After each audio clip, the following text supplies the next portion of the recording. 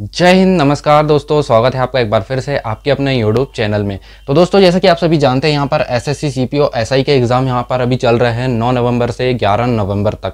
और आज जो है दोस्तों 11 नवंबर है और आज लास्ट डेट है एसएससी सीपीओ एग्ज़ाम की, जो है आज मतलब 3 दिन तक चलने वाले थे एग्ज़ाम। तो काफ़ी लोग एग्ज़ाम दे चुके हैं, कुछ लोगों का आज एग्ज़ाम है। ठीक है, तो जो लोग एग्ज़ाम दे चुके हैं अपना अटेम्प्ट बताइए, आपने कितना अटेम्प्ट एग्ज़ाम में किया हुआ है, कौन सा सब्जेक्ट आपको इजी लगा एग्ज़ाम में और कितना अटेम्प्ट है, किस कैटेगरी से हैं, प्लीज़ कमेंट में ज़रूर बताइए।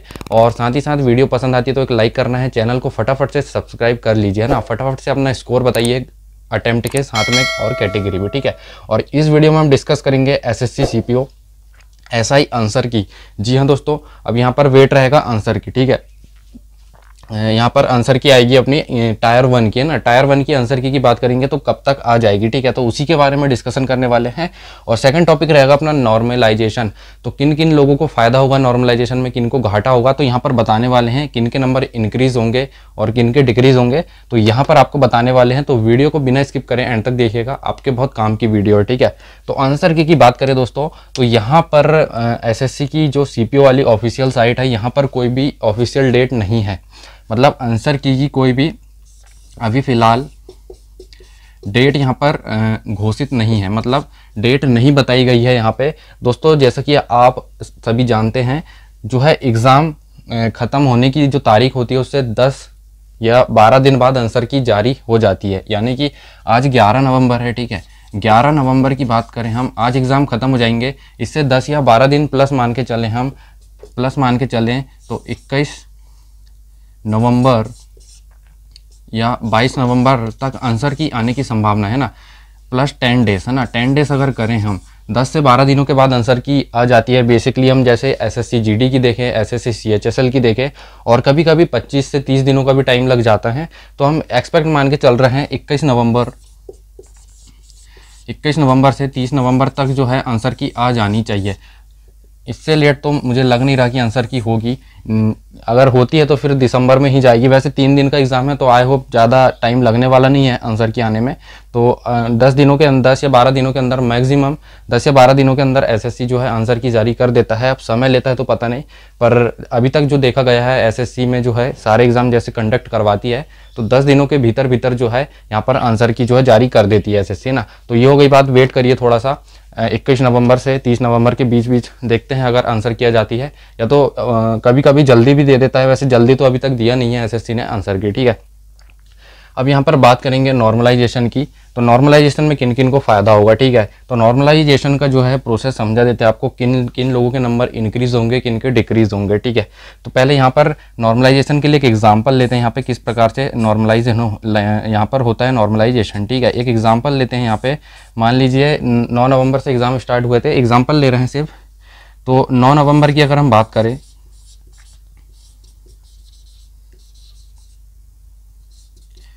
ठीक है, तो यहाँ पर इसकी 9 नवंबर की बात करें, फर्स्ट शिफ्ट, सेकंड शिफ्ट और थर्ड शिफ्ट, 3 शिफ्ट में एग्ज़ाम हुए थे। ठीक है, तो यहाँ पर नॉर्मलाइजेशन कैसे होगा ध्यान दीजिएगा। फर्स्ट शिफ्ट की बात करें, फर्स्ट शिफ्ट में जितने भी स्टूडेंट्स ने एग्ज़ाम दिया होगा, ठीक है, जितने भी स्टूडेंट्स ने एग्ज़ाम दिया होगा उनका क्या निकलेगा, एवरेज मार्क्स, है ना। उनके जितने मार्क्स आ रहे होंगे उनका एवरेज निकाला जाएगा। तो क्या निकाला जाएगा पहले, एवरेज, है ना। मान लीजिए एवरेज, एक एग्जांपल दे रहे हैं, अगर एवरेज इस शिफ्ट का एवरेज 120 आता है। ठीक है, सेकंड शिफ्ट का एवरेज अगर अपना आ गया, इसके एवरेज की बात करें हम, इसका एवरेज कितना आ गया, इसका अगर मान के चलते हैं 125 इसका आ गया, और इसका एवरेज 130 आ गया। ठीक है, तो इस प्रकार से जो है तीनों शिफ्टों का यहाँ पे एवरेज निकाला जाएगा।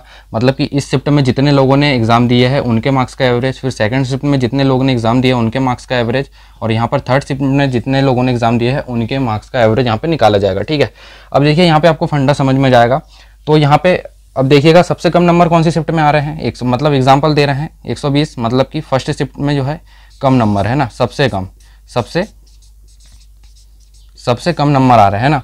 थोड़े ज़्यादा कितने आ रहे हैं सेकंड शिफ्ट में ना, तो यहाँ पर मीडियम कर देते हैं या थोड़े ज़्यादा ना, इससे तो ज़्यादा ही आ रहे हैं। और सबसे ज़्यादा किस में आ रहे हैं, सबसे ज़्यादा थर्ड शिफ्ट में। ठीक है, तो यहाँ पर होगा क्या, बेसिकली देखिएगा, अब यहाँ पर देखिएगा 120 और 125 की बात करें तो कितने नंबर का डिफरेंस है, यहाँ पे 5 नंबर का, ठीक है।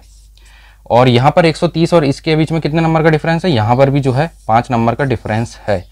तो फर्स्ट और थर्ड शिफ्ट के जो एग्ज़ाम होंगे, ठीक है, और जो सेकंड शिफ्ट का एग्ज़ाम होगा, फिर इनका भी एवरेज निकलेगा, ठीक है।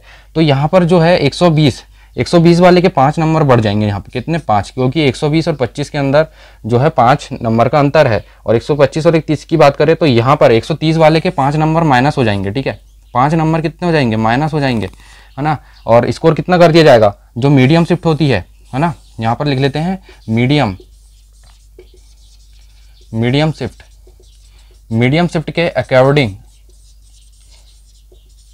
आपके जो है मार्क्स कर दिए जाएंगे, है ना। यानी कि मीडियम शिफ्ट जिनकी थी होगी उनको घबराने वाली बात नहीं, आपके मार्क्स कम भी नहीं होंगे, ज़्यादा भी नहीं होंगे। आपके मार्क्स जितने हैं उतने मार्क्स के बराबर जो है, जितने मतलब जिन लोगों को कम मार्क्स आ रहे हैं या जिनकी हार्ड शिफ्ट थी, है ना, तो यहाँ पर हम कह सकते हैं कि 120 वाली जो है हार्ड शिफ्ट रही होगी, ठीक है। हार्ड, ये मीडियम या मॉडरेट जिसे कहते हैं, और ये वाली शिफ्ट जो रही होगी जिसमें ज़्यादा मार्क्स आ रहे हैं, ये वाली इजी रही होगी। तो आप समझ गए हार्ड, मॉडरेट या इजी, इस प्रकार से जो है निकाला जाता है ना। अब यहाँ से 125 निकला, 9 नवंबर का क्या निकला अपना 125 एवरेज स्कोर, ठीक है।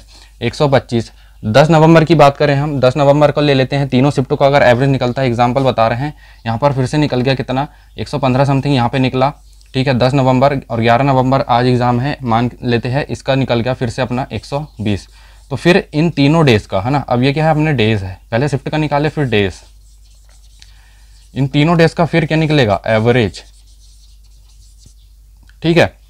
फिर इसमें एवरेज निकलेगा तो देखिएगा यहाँ पर सबसे हार्ड शिफ्ट कौन सी हो गई अब 10 नवंबर वाली, है ना। 10 नवंबर में कौन सा, यहाँ पे सबसे कम नंबर आ रहे थे ना, तो इसके नंबर यहाँ पे कम किए जाएंगे, इसके भी कम किए जाएंगे, ठीक है। तो 115 के बराबर में स्कोर लाया जाएगा, तो 125 में से -10 हो जाएंगे, और यहाँ से 120 में से 5 माइनस हो जाएंगे, और जो मीडियम मॉडरेट शिफ्ट जो होती है उनके बराबर में स्कोर कर दिया जाता है। तो इस प्रकार से जो है नॉर्मलाइजेशन होता है। तो आई होप आप समझ गए होंगे, और भी कोई क्वेश्चन होंगे तो ज़रूर कमेंट में बताइएगा, और अपना स्कोर भी बता दीजिए, अटेम्प्ट भी, आपकी शिफ्ट आपको हार्ड लगी, इजी लगी या मॉडरेट लगी, फटाफट से कमेंट में जरूर बताएं, ठीक है। So thank you for watching. Answer की का वेट करते हैं, देखते हैं कितने दिनों में आ जाती है, वैसे 10 दिनों के अंदर अंदर आ जाती है। अब देखते हैं एसएससी कब जारी करता है। तो अभी के लिए इतना ही, मिलते हैं एक और नई वीडियो में।